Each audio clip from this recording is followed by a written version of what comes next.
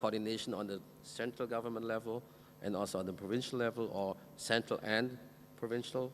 And lastly, the point on the bottom of this page is something we do since a few years now.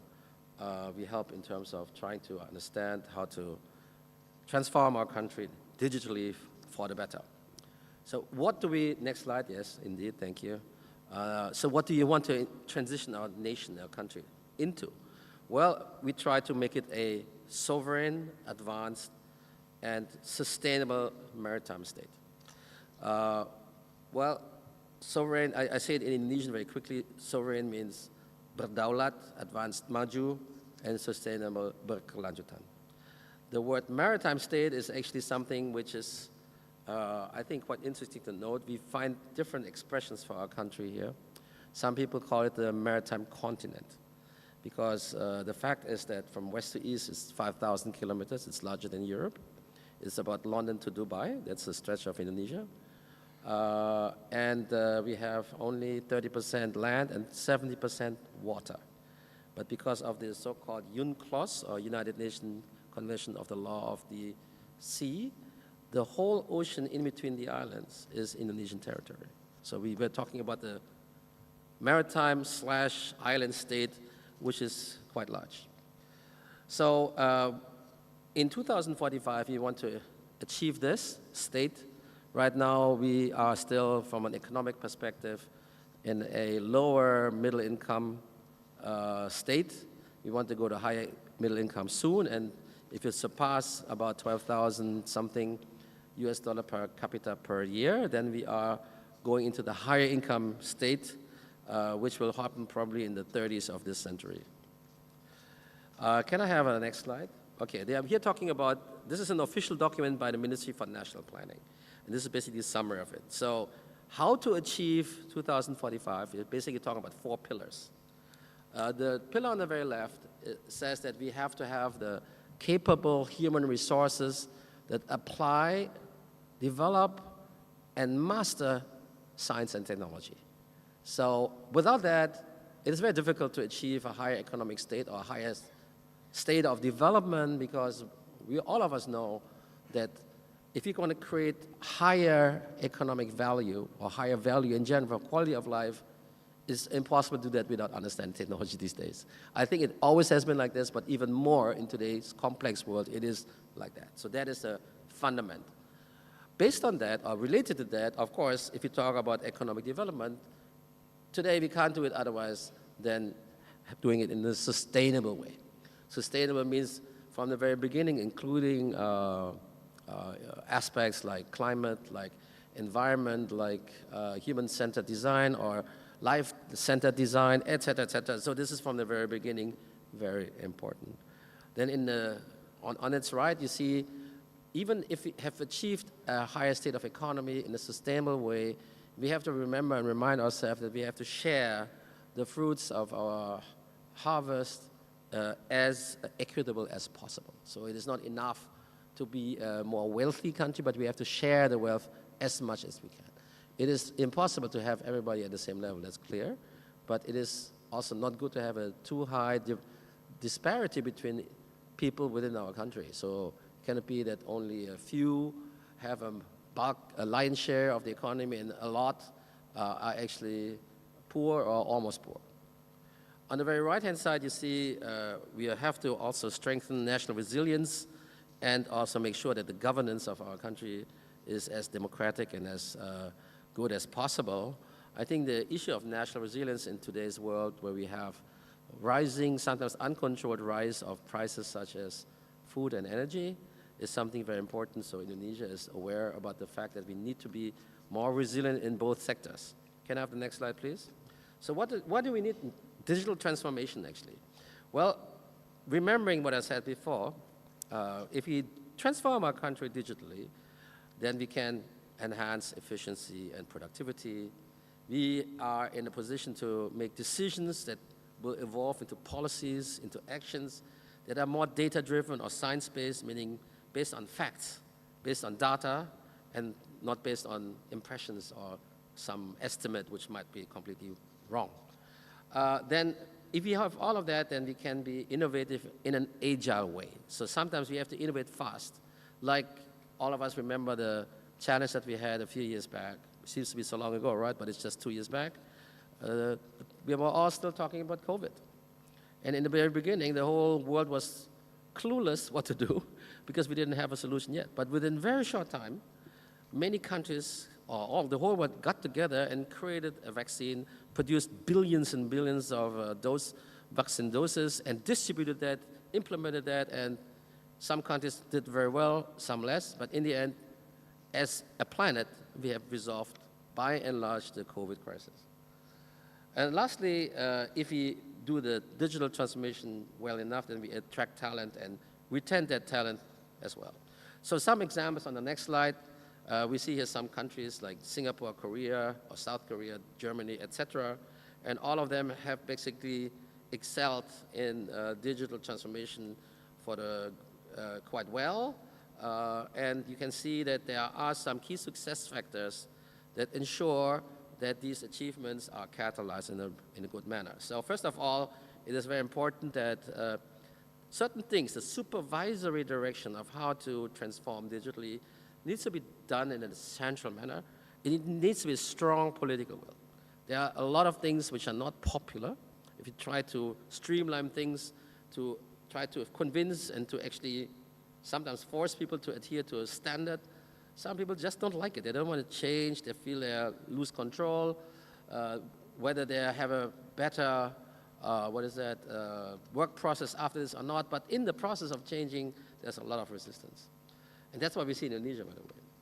Also, we have to prioritize sectors. Some are high impact and some are high potential. Those have to come first.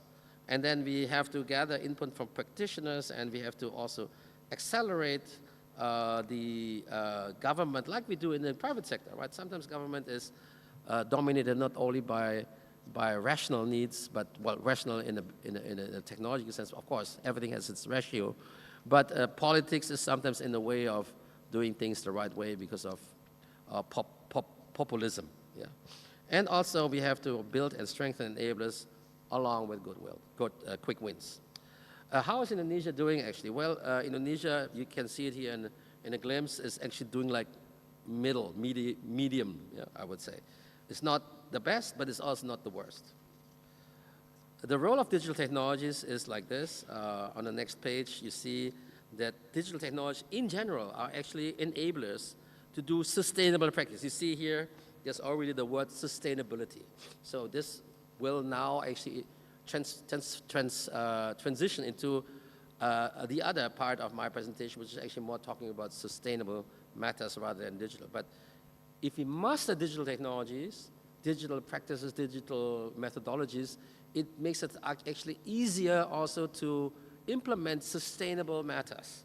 So that is something we need to understand. So digital is not a standalone, but it is actually accelerating and easing other more complex things to be implemented, like sustainability, if you would not have those digital technologies around. Because we can actually collect data and make analysis about this data, and sometimes there's a lot of learning that we can get from that data, and for that you need a digital system, right? You need computers, you need sensors, you need large databases, you need cloud computing, you need AI, et cetera, et cetera. Without that, and only then we can understand what is needed, what's the best solution for our challenges that we have to face when we talk about sustainability. And of course, in the process of innovation and implementing solution, communication and collaboration is key, and digital technology are also helping in that. So now let's switch to sustainability. So you can see the next part of my short presentation is talking about that. These are just some keywords. I mean, we have to talk and understand about renewable energy, which Indonesia has a lot in abundance. Then, of course, Indonesia is right now already more than 50% of our population live in cities. So that means how to govern a city in a smart way is very important. And in that regard, as I mentioned before, you need those sensors in order to gather data. And this is basically the Internet of Things. So everything is like connected with one another. Outside the cities, on the countryside, or sometimes also in the city, because agriculture doesn't happen only in the countryside these days, we have urban agriculture as well. It's still small, but it is up and coming. But in general, you can say that sustainable agriculture is also something that needs to be supported by digital tools. Again, data gathering and data collection and data processing is important in order to understand what is the best solution for achieving the goal of sustainable agriculture. Then below you see circular economy. I think this is something which will be the state of the economy in the future. So we want to minimize waste, meaning to say that everything that we use to design and produce a product, whenever we don't need it anymore, it should be not just being thrown away, but it should be reprocessed, perhaps in another state for another raw material or for reuse of the same product. It differs from case to case, but the concept of circular economy is something that will for sure reduce our challenge that we face right now. And just before I entered this ballroom, I had a discussion with my colleagues from KADIN in Bali, and also Bali is a beautiful island, it's lush and green, and we feel very at peace here. However, there are challenges on the horizon, and not just on the horizon, in front of our door sometimes, which is basically large amounts of waste. So the same people that come here to enjoy life and the time in Bali, live here, work here, come here for vacation, of course, they consume a lot, and they create waste. And how to overcome the waste situation is something still work in process, I think, yeah? But I'm quite optimistic that we can find it. But I believe one important factor to be considered also in Bali is to understand the data, to have a digital solution regarding, or participation in the solution regarding finding the best way how to deal with the waste at large. Whether it goes into renewable energy, whether it's reprocessed, whether it's reused, there's so many solutions, but I think all of them needs to be looked at. And of course, eco-friendly transportation is also something very important. My understanding is that in Bali, the view is that Bali wants to be an e-vehicle island as soon as possible, meaning to say at some point in time, the only cars driven or allowed in Bali or the motorcycles should be electric. I think personally that is a very good idea, because if you come here and you still have to face the same or similar quality of air like from the place we come from, then it's not that enjoyable. So particularly an island like Bali should have a much more higher quality of air rather than cities like where I come from, like Jakarta. Next slide, please. So this is very quickly also a benefit of digital and green. I just go through the list here. We reduce greenhouse emissions, improve air quality and water quality, conserve natural resources, create jobs, of course, protect biodiversity, and in the end, also boost economic growth. And the adoption of digital and green technology, this is basically a process from left to right. We have to invest into R&D, which is very important. Then we have to provide financial incentives, create a supportive regulatory environment. We have to educate and train the public, and then making digital and green technologies more accessible and affordable. So why do we need green technology again? I mean, this is basically the three major topics here are environmental challenge, like I mentioned before, which are very urgent to find a sustainable solution, and therefore we have to transition from what we know, how we lead our lives, how we basically deal with our challenges right now, to something more green. And in regarding green initiatives, you can find basically that we are not only talking about waste, but also from the very beginning, if we produce and manufacture, we have to already include the thought as a design criteria. I'm an engineer, so for me, it is important to know, okay, we have to create a product, but how should we design it? If from the beginning, it is said and mandated, it needs to be reused, it needs to be coming from material that are not only durable and cost efficient or available, but they need to be also reusable and reprocessable, then it becomes a totally different matter. But it needs to be clear and demanded from the beginning. So that is basically sustainable design and manufacturing. Also, energy efficient solutions are necessary. E-waste reduction. E-waste. E-waste is basically something, it's not just waste, but it's basically the waste that comes from electronic goods. Like there's a lot of waste there. You can imagine how much we consume in terms of gadgets. Yeah, I mean the gadgets that we use and throw away, or we resell them as a second hand or third hand. At some point in time, they become unusable, and they become waste. But how do we reduce that? Carbon remains there. And lastly, eco-certification. So opportunities and challenges, I think I will skip that page. Can I have the next, please? Thank you. I just skipped that page. It's maybe not so relevant here. Then the next page is decarbonization. I mentioned that already. And decarbonization is basically a mega trend. Right now, everything needs to be looked at that. Indonesia is a country that has committed itself to what we call the JETP, or Just Energy Transition Partnership. We are basically committing, we have a collaboration with G7, with the 7 largest industrial nations on this planet.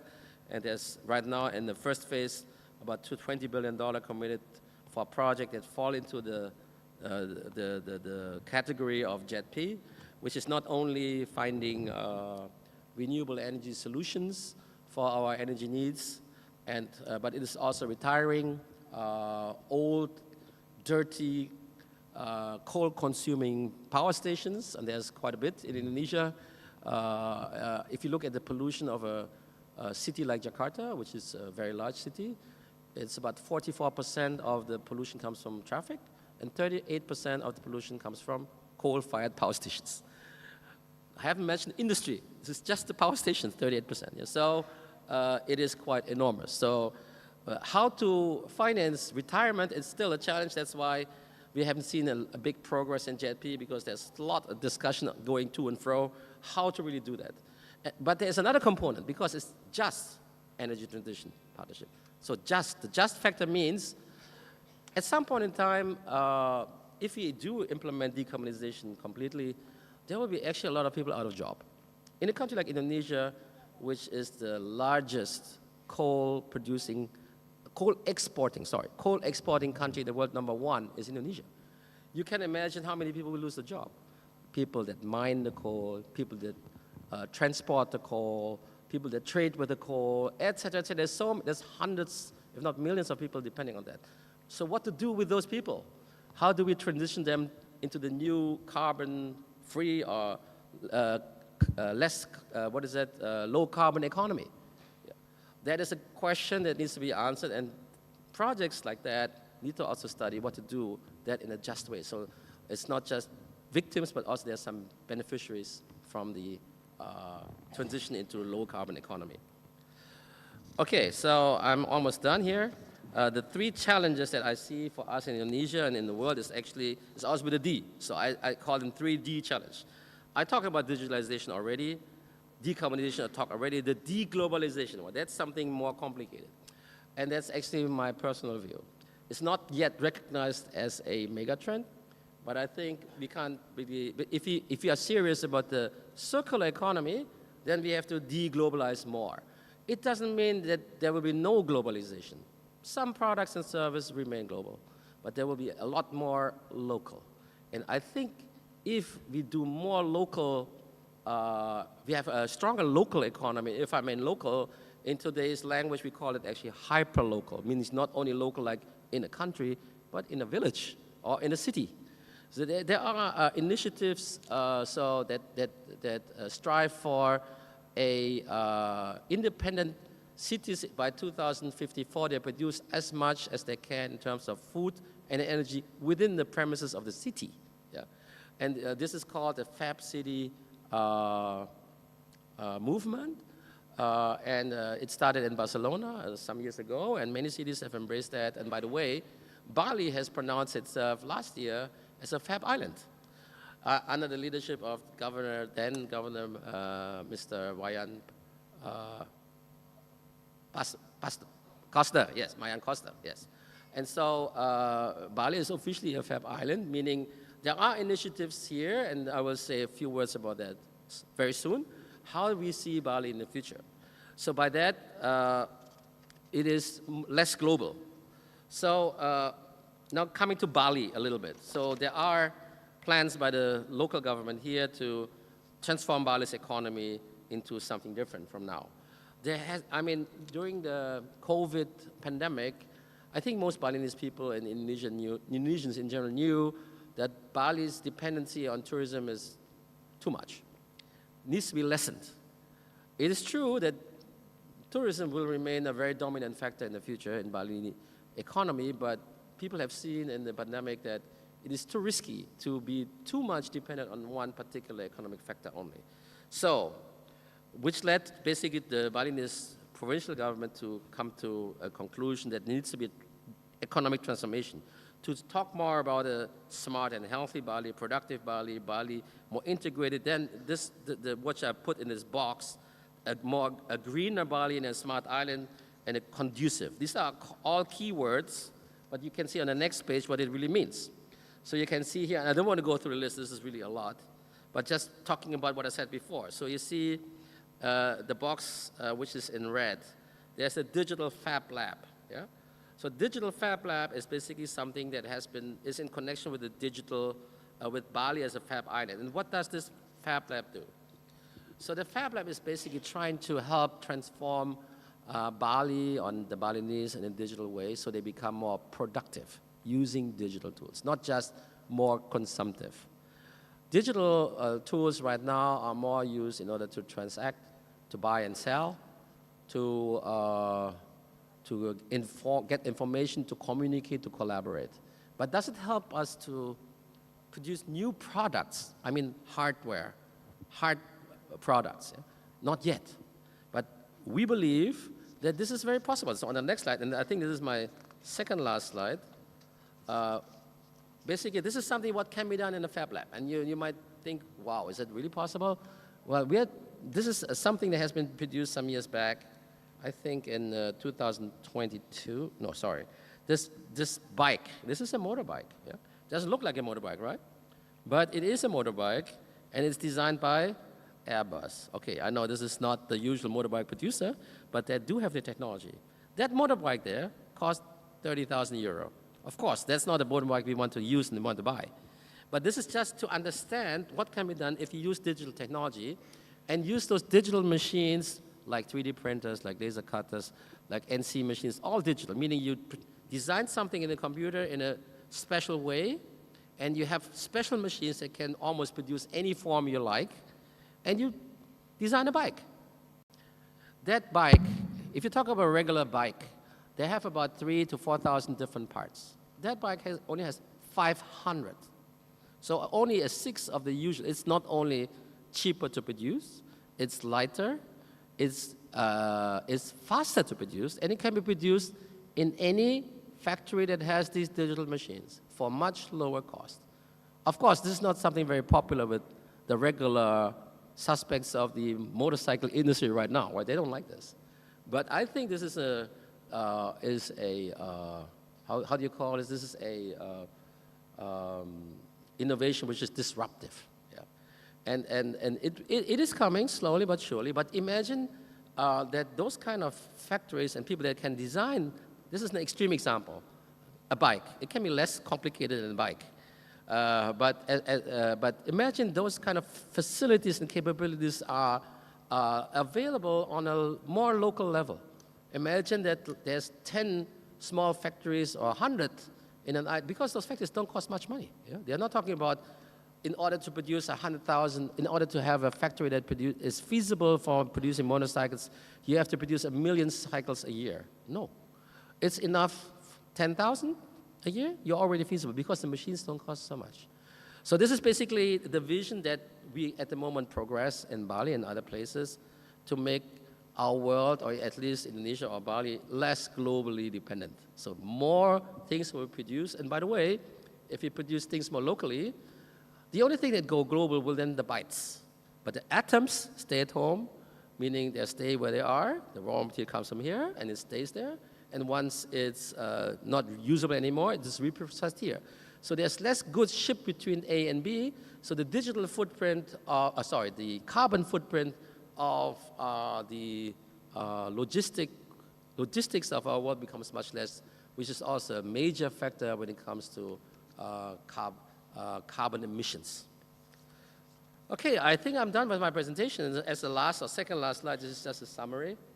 Well, I talked about the vision that we have in 2045, importance of digital transformation, digital solution for sustainability, the benefit of digital and green technology, and decarbonization is a mega trend that we need to be aware of. And lastly, which is not here, this idea about deglobalization. What does it mean actually in terms of technology, and what does it mean for our world, and what does it mean for decarbonization? And the last slide, is just a thank you to all of you to be so patiently listening to my presentation. And if you are interested in some of our products, and I'm here talking on behalf of Wantignas, please visit our website. You can download all our analysis for free. Unfortunately, it's in Indonesian language, but maybe in today's world, with AI, you can translate it quite easily. Thank you very much, and I wish you all a good day. Wassalamualaikum warahmatullahi wabarakatuh. Thank you, Dr. Ilham Habibie, on digital and green technology for the